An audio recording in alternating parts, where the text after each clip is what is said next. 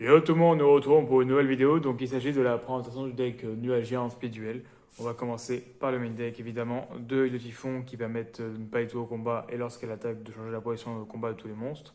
Ensuite, 3 Stratus et 3 brouillards d'acide qui, lorsqu'ils sont invoqués normes, les deux permettent de passer un compteur brume pour chaque monstre nuagien sur le terrain et de retirer deux compteurs brume pour pouvoir détruire une magie piège sur le terrain et l'autre c'est un monstre. Ensuite, le cultivateur poisson-borg qui permet, lorsqu'elle est au cimetière, de regarder la carte du deck. C'est un monstre haut, on le spé, sinon on peut l'envoyer au cimetière, donc ça peut être intéressant pour certaines cartes. Et le nuagien dragon de l'orage qui permet de bannir un nuagien du cimetière et de l'invoquer spé. Donc elle n'est pas sub au combat. Et lorsqu'elle est en position de défense, comme tous les monstres nuagiens, elle est détruite. Et on peut cibler un monstre sur le terrain, on passe un compteur brume sur lui, ok, pourquoi pas.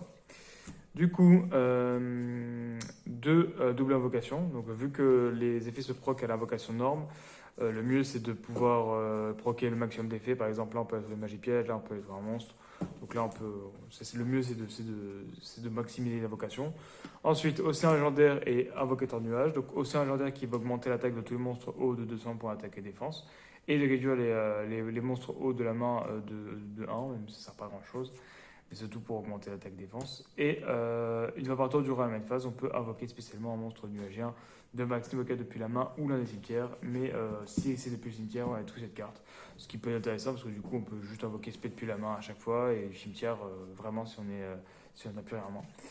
Ensuite, deux aérosols nuagiens qui permettent de défausser un monstre nuagien, cibler un monstre recto, lui mettre des compteurs nuagiens égaux à son niveau.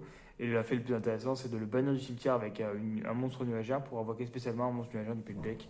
C'est vraiment très puissant. Sacrifice inutile, donc ça permet simplement d'en envoyer soit le poisson borg, soit un monstre pour pouvoir le ban, pour pouvoir faire le dragon nuagien, le dragon de l'orage, c'est ça. Et les pluies diluviennes qui permettent de réduire l'attaque de 1000 ou 2000 et appliquer l'effet. Donc si on fait 1000, on détruit une magie piège. Si on fait 2000, on détruit deux cartes sur le terrain. Donc contrôlé par l'adversaire. Donc on va faire. Ah oui. Et avertissement de brume qui permet à chaque fois qu'on passe un compteur brume sur une carte d'en placer un en plus. Donc très intéressant pour les monstres qui demandent deux compteurs brume. On va faire des exemples demain.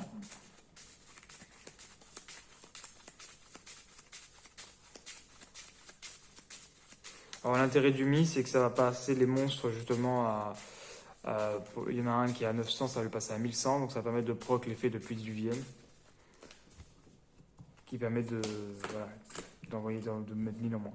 Donc là c'est un peu triste parce que du coup on a les deux en main. Du coup, là on n'a pas trop le choix, on va juste 7 hein, et passer notre tour. Soit dans tous les cas, on peut pas. On aurait dû l'avoir dans le deck en fait. Donc là on a que ça et après on a double invocation, donc on n'a pas une super main. On n'a pas les bonnes cartes au bon moment. C'est assez rare d'avoir les deux en main, hein. C'est juste un manque de chance. Parce que typiquement, c'est un peu ça qui fait tourner le deck. Le poisson borg. Hop. Et bon, voilà, on l'a pas, c'est pas grave. Du coup, on fait ça, on va faire l'effet, on va passer un compteur. Donc le mieux, c'est de jouer au second, hein, évidemment. Hein. Donc là, on va piocher une de plus pour jouer au second. Tac, on passe deux compteurs, on détruit une magie piège. Là, on le fait passer à 700, il n'est pas associé au combat. Bon, on tempo le temps que. Après, on fait ça, on répète une magie piège. Et puis après, au tour d'après, paf, on fait lui, quoi. Et après, ce qui est bien, c'est qu'ils ne sont pas associés au combat. Donc, c'est intéressant pour tempo.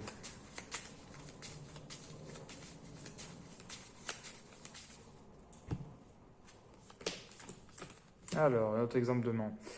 Donc là, l'avantage, c'est qu'on va pouvoir faire. Alors, déjà en gros second, évidemment. Ah, ok, génial. Ça, on n'a pas trop le choix, hein. Donc on va faire l'aérosol. Alors soit on fait l'aérosol, soit on est clairement sur le terrain, parce que là on peut très bien norme, faire l'effet, on a un compteur, on peut du coup détruire un monstre sur le terrain. Et d'ailleurs on pourrait même filer un autre compteur pour pouvoir encore détruire des monstres sur le terrain, parce que c'est une bonne fois par tour. Donc c'est plutôt pas mal. Alors ce qui est dommage c'est qu'on peut pas défausser un monstre haut, donc lui il va pas trop servir en main. Là tout ce qu'on peut faire c'est à la rigueur peut-être se faire ça, le ban, le spé à la rigueur. Donc c'est un peu triste de ban de nuagien, mais on n'a pas trop le choix, comme ça on a deux monstres sur le terrain. Et puis voilà, hein, donc on peut passer un compteur sur lui.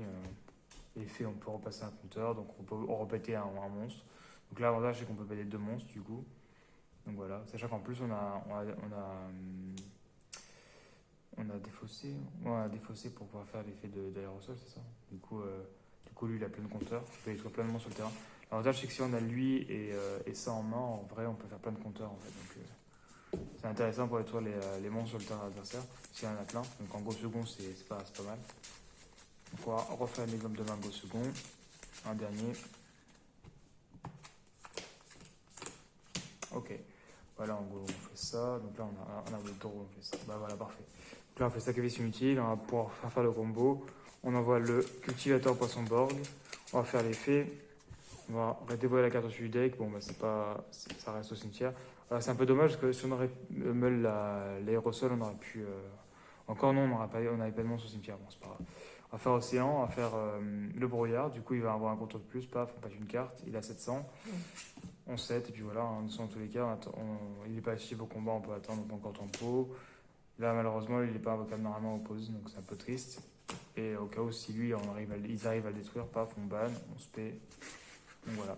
Donc voilà, donc j'espère que la vidéo vous a plu. Je vous invite à aller voir mes autres vidéos et à vous abonner. À la prochaine pour d'autres vidéos.